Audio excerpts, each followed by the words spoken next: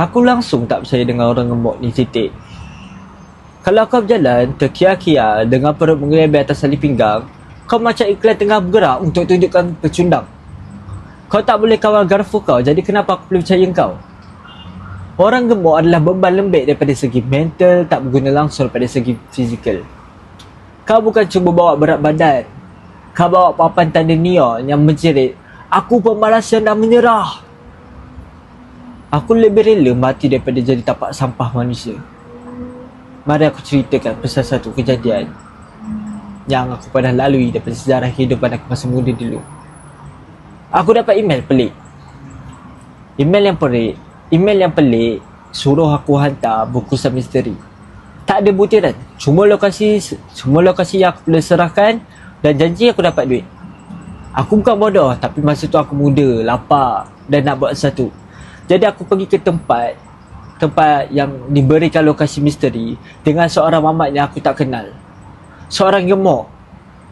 Seorang lelaki yang gemuk, berat lebih kurang 80 ke 90. Pendek-pendek dalam ketiga.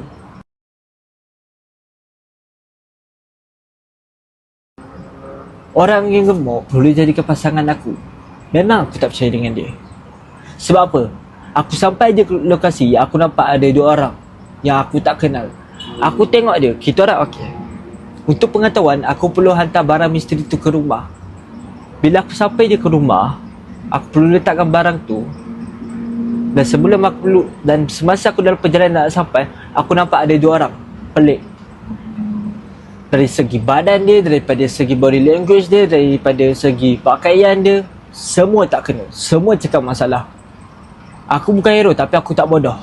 Bila aku rasa ada satu yang tak kena, aku cengkam bungkusan tu kuat-kuat dan aku cakap dengan gemuk tu, kita perlu lari. Bila aku kira sampai 3 lari, 1, 2, 3. Aku lari dan yang menyedihkannya, rakan aku yang gemuk tu terkial-kial.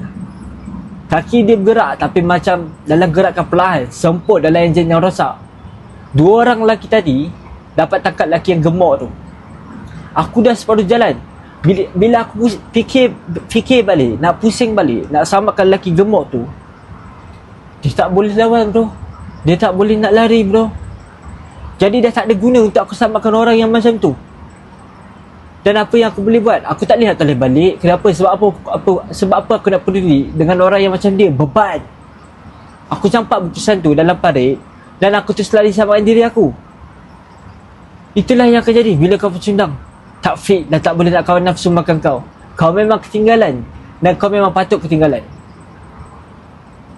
Sebab sekarang ni masalah dia, kebanyakan orang yang lembek macam korang ingat hidup ni permainan yang boleh makan macam babi lepas ponteng gym dan masih boleh berharap kau boleh menang. Berita terburuk adalah dunia tak peduli dengan alasan korang. Kau gemuk sebab kau lemah. Kau tak ada disiplin dan itu pilihan kau. Setiap hari kau sumbatkan makanan kau dalam mulut kau adalah keputusan kau untuk jadi pecundang. Kau bukan tulang besar, kau tak ada tulang belakang bro. Tak ada langsung. Kekuatan bukan cuma otot, ia adalah ketabahan mental untuk kata tidak kepada sesuatu yang buat versi diri kau, seret diri kau kepada versi yang pecundang. Kau boleh buat pilihan untuk seret diri kau ke gym bila kau lebih suka tengok Netflix. Kelemahan kau adalah penyakit dan kau dah dijangkiti. Dan kalau kau gemuk, kau memalukan. Kau cakap pada dunia kau tak boleh kawal asas disiplin diri.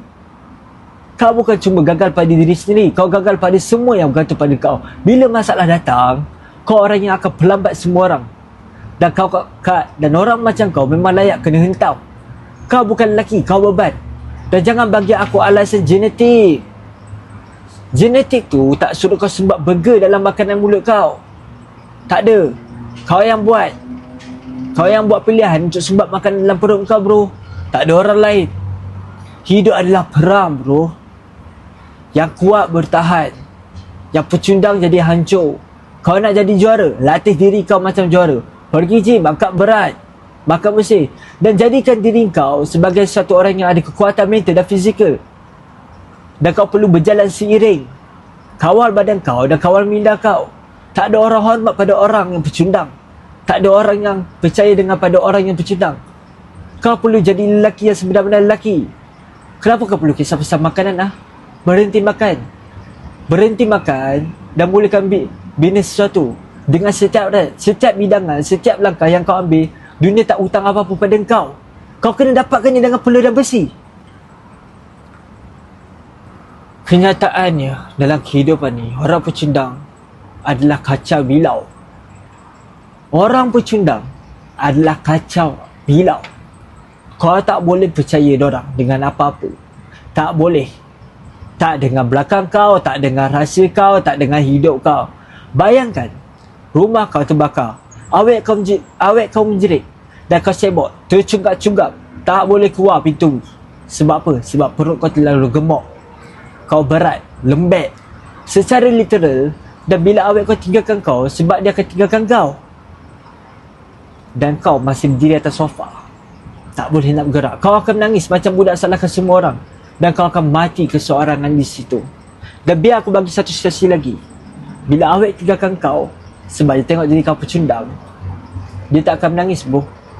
Dia akan biarkan kau sebab dia tengok diri kau, dia tak percaya kau, dia tak hormat kau. Bila awet tinggalkan kau sebab dia akan tinggalkan kau, dia akan sapa, dan engkau buat pilihan untuk menangis macam budak salahkan semua orang kecuali diri sendiri.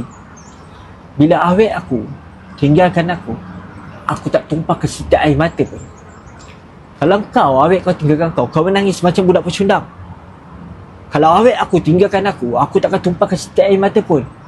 Aku pergi ke gym, angkat lebih keras, jadi lebih kuat, dan teruskan hidup. Kenapa? Sebab aku lelaki, bukan pengecut. Yang lemah akan terus mati bro. Aku cerita pasal masa awet aku dah tinggalkan aku dulu. Lama dah, tak penting pun. Kenapa dia pergi? Mungkin sebab aku terlalu instant, apa-apa je lah. Mungkin salah aku, tapi aku tak pilih untuk menangis bro. Aku tak pilih nak merayu bro. Aku tak tulis puisi untuk dia bro. Aku tak tulis ayat panjang-panjang dan chat dia bro. Tak bro. Aku ambil beg, pergi ke gym, pergi terus ke bilik, angkat berat badan dan squat 300 pound sampai kaki aku lemah. Setiap rep adalah untuk fuck you untuk dia, untuk pecundang untuk diri aku, untuk seluruh dunia. Aku tak perlukan perempuan sebab aku ada aku. Kekuatan aku, disiplin aku ada abang aku ada apa yang aku mahukan. Aku kuat. Aku tak suka jadi pecundang. Kau pecundang pilih untuk menangis bila awet tinggalkan kau. Kalau aku adalah sedar perempuan dah tinggalkan aku, bila kau dah sedar perempuan tu dah pergi, bila dah tinggalkan kau, dan apa yang kau boleh kawal dalam hidup kau adalah fikiran kau, bila dia dah pergi, dia hilang bro. Kau akan rindukan dia, memalukan, pergi ke gym. Apa lagi yang kau boleh? Apa lagi yang kau boleh buat? Kau nak jadi apa? Ikut emosi kau. Kebanyakan korang adalah hamba emosi. Kau boleh biarkan perasaan kawal hidup kau macam pesembahan boneka sedih. Marah. Marah kau buat apa? Apa yang kau buat? Makan. Bosan buat apa? Makan. Kau tak ada kawalan. Kau hamba kepada nafsu. Dan kau bukan cuma makanan. Dan kau bukan cuma pilih untuk makan. Kau pilih untuk menangis sebab putus tengah cerita, berungut pasal pekerja, merajuk bila hidup pukul kau. Itulah sebab kau jadi pecundang. Itulah sebab kau gemuk. Itulah sebab kau tak ada apa-apa. Kau perlu jadi lelaki yang tak patah, tak bengkok, tak menangis. Bila terima pukulan, bangun dan terus lawan. Hidup ni keras. Kalau kau tak boleh kawal emosi kau, kau bukan lagi budak. Kau bukan jadi lelaki. Kau budak kecil yang menangis sebab awet kau kawal perasaan kau. Makan perasaan kau bro. Makan. Menjijikan. Biar hidup tolak kau. Apa? Kau nak jadi pecundang? Memalukan. Jadi lelaki yang boleh kawal emosi. Dan kau kena belajar untuk matikan bunyi yang daripada segi bunyi untuk pecundang, untuk jatuhkan kau. Benda yang tak ada manfaat bila kau dengar. Kelemahan bukan cuma cacat bro. Ia hukum mati. Dan kunyah untuk orang yang lembek dan ludah dorang. Kawal emosi kau, atau dorang akan kawal hidup kau. Hidup adalah medan perang. Perasaan kau perlu kawal dengan cara berfikir. Kau perlu jadi pahlawan bro. Diam dan latih minda kau. Macam kau latih badan kau, angkat berat, bermeditasi, berusaha setiap hari sampai kau boleh jadi kubu disiplin. Bila awet tinggalkan kau, balik rumah kau balik rumah kau terbakar, bila dunia hentam kau tak berganjak, kau boleh lawan bro. Itulah yang kau patut buat sebagai lelaki. Kalau kau tak boleh buat, kau akan menangis dan mati. Dan orang lelaki yang macam aku akan berdiri tengok kau masih di kedudukan yang sama bro. Itu kan kau nak jadi pecundang. Macam mana kalau aku bagi tahu, bila kau masih pilih untuk jadi pecundang masa umur kau 40 tahun, kau akan fikir balik, dulu masa aku muda aku ada peluang, tapi peluang tu dah terlambat.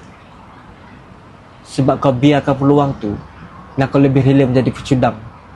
Itulah diri kau.